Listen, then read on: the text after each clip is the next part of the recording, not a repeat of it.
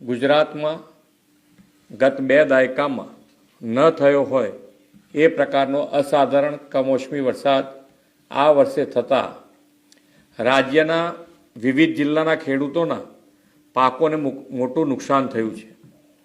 આ સંદર્ભે મેં તથા મારા સાથી મંત્રીઓએ જુદા જુદા જિલ્લાઓમાં જઈને અસરગ્રસ્ત ખેડૂતોની સાથે પ્રત્યક્ષ વાતચીત કરીને તેમની સ્થિતિ જાણી હતી।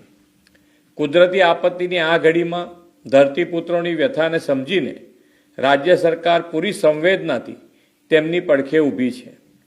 રાજ્યભરના ખેડૂતોના પાકને થયેલા વ્યાપક નુકસાન સામે તેમની લાગણીઓને ધ્યાને રાખીને રાજ્ય સરકાર દ્વારા ધરતીપુત્રો માટે આશરે 10,000 કરોડના રાહત સહાય પેકેજની જાહેરાત કરું છું।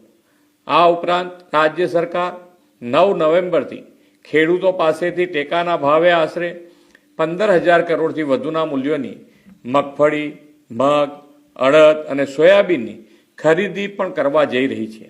અન્નદાતાઓની આર્થિક સુખાકારીની ચિંતા પોતાના માથે લઈને રાજ્ય સરકાર તેમની સહાયતા માટે હંમેશા પ્રતિબદ્ધ હતી, છે અને રહેશે તેવો વિશ્વાસ આપો।